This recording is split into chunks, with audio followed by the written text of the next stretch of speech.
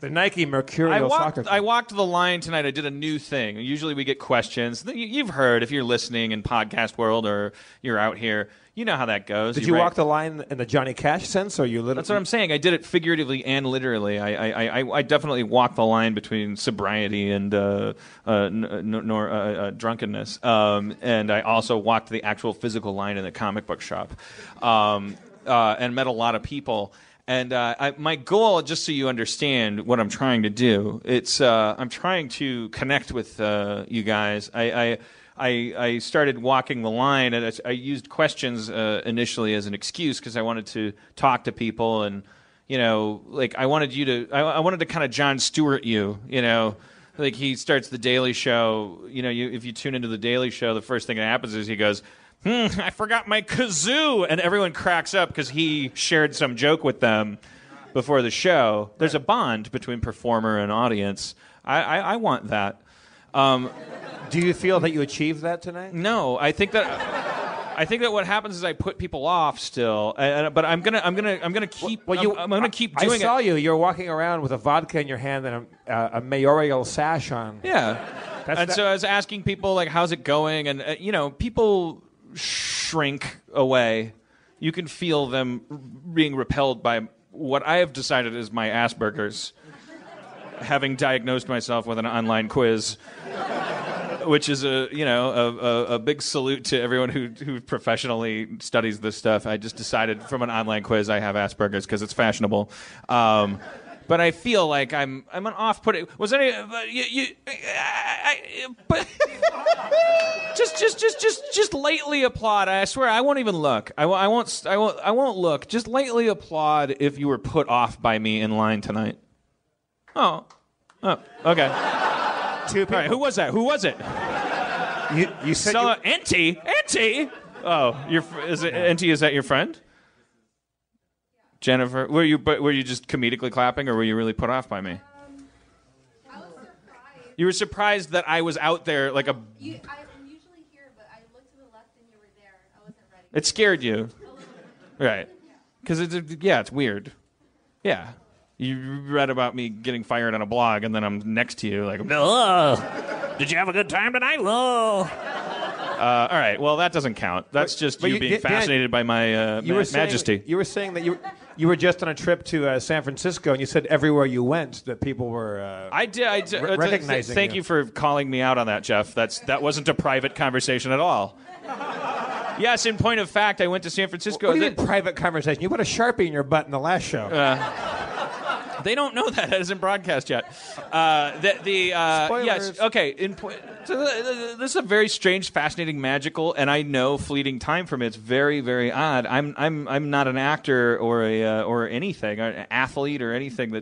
I went to San Francisco, and Los Angeles, you expect it. It's an industry town, so everyone's an editor or a gaffer or a boom operator or an aspiring writer, and so you're like, okay, I'm in the capital, I'm in the epicenter of this stuff. So, and also I'm at the epicenter chronologically of my Q rating because I was infamously publicly kind of crucified / self-crucified, whatever you call it. But you were Chevy Chase's girlfriend. Yeah, exactly. It was a very low rent Charlie Sheen, as I've said, on a very low scale. And so it's like, yeah, I go to 3 bars and 2 people recognize me. It's like an 85% rate of people. I went to San Francisco, fucking everywhere, man. I went to Exploratorium Museum, and then some guy would come up and go like, "Hey, I'm a big fan." Hey, that's fantastic, thank you. And then you look on the Twitter, people would go, "Hey, come to the thing," and I'd go to the thing, and then another guy would come up and go like, "Hey, can I buy your drink?" It was pretty amazing. And anywhere that I didn't go, that if I went to a place where somebody didn't explicitly come up to me and say, "Hey, thank you, I love what you did," I would read on Twitter later, some guy would go, "Holy shit, Dan Harmon just bought an ice cream cone here." it was like really 100%. I don't know what it matters nothing. Like the only thing that's going to happen is it's going to stop in a month, and I don't know what'll I do. Like I'll hang myself while I'm jerking off. I don't know. Do you enjoy that experience of being recognized? I certainly have no problem with it. If you see me in public and you are thinking for a second about whether or not you should bound up to me and rub my head and say I love you, go for it. I suffer no illusions about I'm going to be 50 muttering into a drink that used to happen. Go double rub my head. Do me a big favor, that's no problem. The big question is though, is it changing my brain chemistry? Do I want it to happen, or do I care if it stops? That I don't know about. I don't know. I like to think that I'm a pretty sensible guy. That's just it's an oddity. Like it's something like, and then this is the least charismatic thing anyone could ever talk about. I'm done. I'm finished. I'm out. That's the whole thing. I'll talk about it sometime when I'm a little more sober. Wait, have you been drinking today, Dan? No. Because if I find out that you have been drinking with me all day long, I'll be very disappointed. All right, we got on a little bit of a tangent. What were we talking about? You were talking about making her uncomfortable. Oh, well, yeah, but I really didn't. I just amazed you. Right. I was like, holy shit, it's Batman. Okay. Nobody clapped. So I didn't put anybody off. But I feel I have a lot of social anxiety. So just so you know, I go down the line. What I'm trying to do is because I don't believe in therapy, so I'm going down the line and I'm actually experimenting with human contact. I'm not talking down to you guys or like doing some kind of gimmicky thing. Like I'm actually trying to. You're the only people that I meet outside of the 3 friends that I have. Like this is a weekly thing that we do now. So. Like, don't abuse it or anything. Like, but you're closer to NT than he's like number 8 in your friend.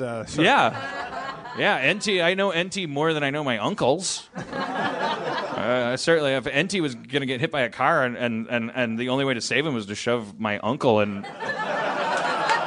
without hesitation. What a hero. Yeah, especially if I could shove NT into one of my daughters just to prove that I was a white liberal. Fuck her, NT. Fuck her. NT's black, so just for podcast land. NT is... those listening at home, stop your stopwatches. That's the first race mentioned tonight. We got to race. We made it to race. Yeah, but Dan, that's 30 or 40 seconds later than normal. You're getting there. In 4 years, we might do a whole show where you don't mention race. I think that day our souls will die a little bit. I think I was born... I'm starting to realize I was sent here to Earth to obsess about race and racism.